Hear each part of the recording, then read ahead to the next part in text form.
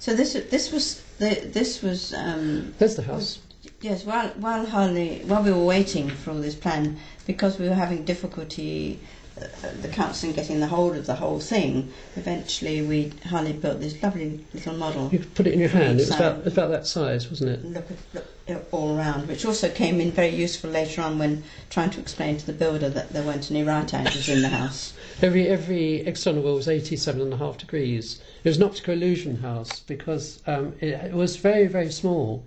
But we wanted to make it look, from one elevation, quite large, so we splayed all the walls out. So these are the narrow, and this facade it was narrow, and on the back facade they were wide, so they all splayed out and just turned very slightly in 3 directions. And also it was a beautiful sight from the point of view that this side was the east, so into our bedroom in the morning we got the sunrise, and then all day long, these walls being at angles meant that every part of the house got sun at certain times of day. Yes.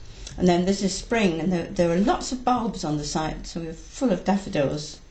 And this is later on in the summer when we had all the poppies come. So there was quite a nice feeling of wilderness there as well as cultivation. And then by this time we had managed to stop the cows from eating the hedge, and Harley was... I laid that hedge, didn't I? Yes. It was a lovely hedge, actually. Yes, once it had been laid. Flowering currant. Cut a hole, 2 holes, 1 hole there, 1 hole down there, because when you're sitting on the grass, you can't see this amazing view. It goes 80 miles all the way across to Loch Ness along there when on a clear day.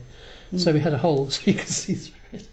And this is Manos, when they were digging the trench for the water pipe. The digger driver found this huge great boulder right across the excavation. Yes, so it was a total new pain, and it couldn't go back in again. So we asked him if he would drop it over the hedge for us, and then he did. When we looked at it, it had like the face of a bull on it, so we called it Manos. And this, as you see, we started to cultivate the garden, and this is my favourite flower, calendula. And Melinda came again. She came because she had a bit of inheritance. Yes. And she was so enthusiastic about our site and what we were going to do that she loaned us 10,000 quid. Yes, and that was a real amazing, wonderful, because we were building on a shoestring.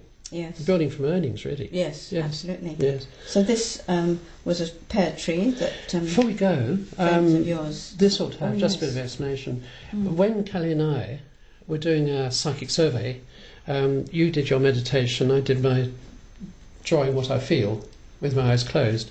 When we compared it, we had this very interesting spiral shape when you drew your meditation out, and they almost fitted on top of each other. We couldn't understand what it was. And then a few years later, the house was being built then. My sister's husband, who's now dead, Ronnie, a bit of a boffing, always doing research because he was the official title of Queen's Rat Catcher. He was in Ewell and gone down to the local library, do a bit of research, and suddenly found this mention in the index of Rose Isle, the Rose Isle stone. And so he was very curious because he knew he found actually the monolith, which is the Rose Isle stone, and it has the goose and the fish, which is Christian symbol. And we looked at the meaning of the goose, and it relates to a certain female, the goose woman, which is actually the hospitality lady for in a monastical sense. And they had the College of Rose Isle was the name of the village, and it was sort of inherited from the college, their Chaldean college, which was related to Spiny Palace, and the bishop kept his hospitality suite over at Rose Isle, and the ladies, the goose women, were part of that. And we worked out afterwards also that where the front entrance was, we felt it was very important to keep it because it had obviously been part of an old roadway, because the clay and everything was terribly compacted there and very hard. And also when you looked up the hill, the whole thing... Hill. You called that it's called the Dragon Hill, actually. I've got a picture of that, the Dragon Hill. The Dragon Hill just there. Yes, it's quite a sharp hill like that. Yes, and definitely if you go into energy lines and things like that, there was definitely something about that hill spirals coming out which this whole past, sort of the whole energy around that area was very special. And also there are just 3 houses there now. We made the 4th along that row, quite spread out. It used to be the old village, and the village, which has been now 200 years old, is right down in the valley. And it was totally taken out of use, the village here, and just lost. Yes, the Wester Old Town it was actually called, yes, wasn't it? That's right. Yes. Okay. Okay, so then over